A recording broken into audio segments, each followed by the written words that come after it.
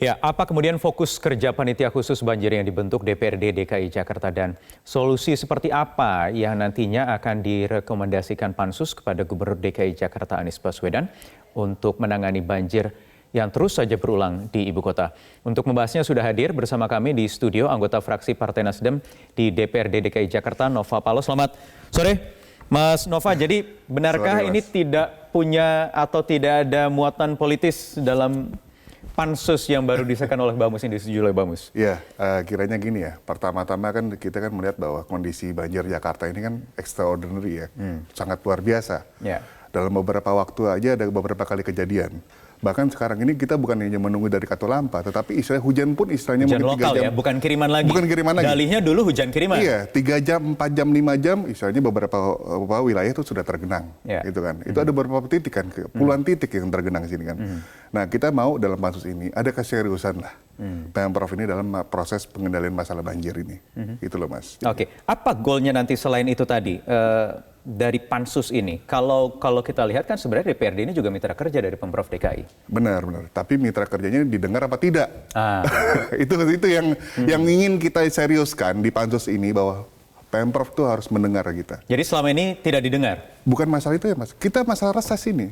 Kemarin ajuan reses di dapil saya itu masalah banjir kok. Masalah saluran, drainase dan lain-lain. Tapi mungkin ajuan reses kita yang tahun lalu masih belum terselesaikan sampai sekarang. Ini ada missing link di mana di sini?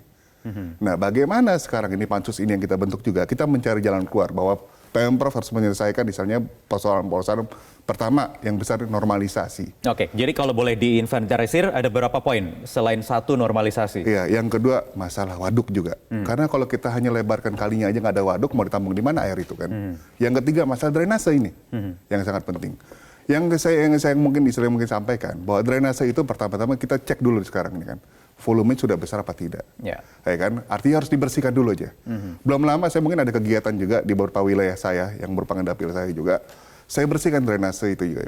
Saya lihat misalnya tumpukan sedimen pasir pun hampir 10 atau 20 karung gitu. Nah itu dulu.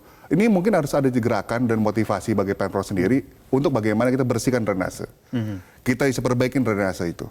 Karena kalau misalnya di genangan itu masalahnya drainase utamanya. Sementara drainase ini yang dianggap banyak pihak termasuk Pemprov, bahkan beberapa pakar tata kota yang menyebutkan bahwa drainase yang ada di Jakarta itu sudah ketinggalan zaman, sudah tidak bisa, kapasitasnya sudah tidak bisa menampung curah hujan yang tinggi, seperti yang terjadi dalam 2 bulan terakhir ini. Ya justru itu, makanya kita adakan pansus ini untuk mencari jalan keluar, ya kan.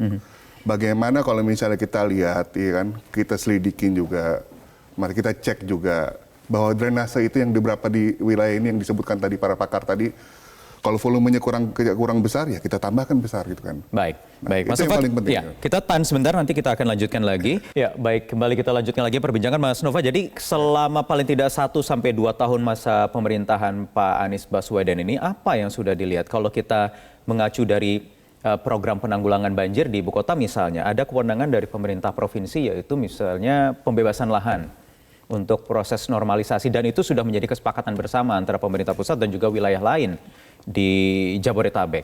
Sudah dilakukan belum kalau dari pengamatan DPRD? Jadi gini ya, kemarin itu kan saya cek juga kan ke wilayah-wilayah yang terkena istilahnya dampak normalisasi ini. Itu belum ada sama sekali dari 2017 sampai sekarang ini ada pembebasan lahan. Berarti program masalah antisipasi banjir ini belum dilaksanakan, Mas. Gitu kan. Satu pun belum ada? Satu pun belum ada. Bahkan istilahnya sekarang ini, kalau misalnya mungkin saya berulang kali ini saya sampaikan, ya kan. Warga di dapil saya di Pejaten Timur tuh udah teriak-teriak, kapan ini kita dinormalisasi. Bahkan di daerah Pejaten Timur yang jadi dapil, yang masuk di dapilnya Mas Nova ini menjadi wilayah harusnya dinormalisasi dan dibebaskan? Iya, dibebaskan. Warga sendiri mengaku siap untuk sangat siap sekali. Ini mungkin saya sudah sampaikan juga kan beberapa kali, misalnya mungkin saya bisa dapat wawancara ya kan, bahwa mereka sudah siap. Bahkan di situ pun ada rumah 1, 2, atau 3 rumah yang terkena longsor. Karena benar-benar di bantaran sungai. Sangat bantaran sungai gitu kan. Di wilayah Kebon Baru pun seperti itu juga, gitu kan. Bahkan mereka tuh siap juga untuk direlokasi dan dinormalisasi di situ. Nah, ini kan tinggal kita tunggu keseriusannya. Mau serius apa tidak nih? Jangan berpolemik antara normalisasi atau naturalisasi. Saya belum pernah ada dengar nih statement dari Pak Gubernur sendiri, bahkan misalnya untuk istilah kita laksanakan, ayo kita canangkan program normalisasi sampai dengan waktu tanggal berapa. Gitu. Bahkan pemerintah pusat, Pak Basuki misalnya Menteri PUPR sudah menolak untuk bersitegang urusan mana yang benar, normalisasi atau naturalisasi. Yang penting ada actionnya. Iya, betul, actionnya. Ya, karena gini Mas, kalau PUPR ini kan masalah turapnya saja. Betul. Pembebasan lahannya yang paling penting kan dari Pemprov sendiri. Itu yang paling penting pembebasan lahan dulu. Kalau nggak bagaimana kita mau turap kalau lahannya pun dibebaskan. Kiri kanan sungai itu harus lebar kan. Jadi kalau di Jatim Timur misalnya ada berapa luas wilayah yang seharusnya sudah dilakukan pembebasan sejak 2017 lalu? Atau ada berapa kepala keluarga di sana?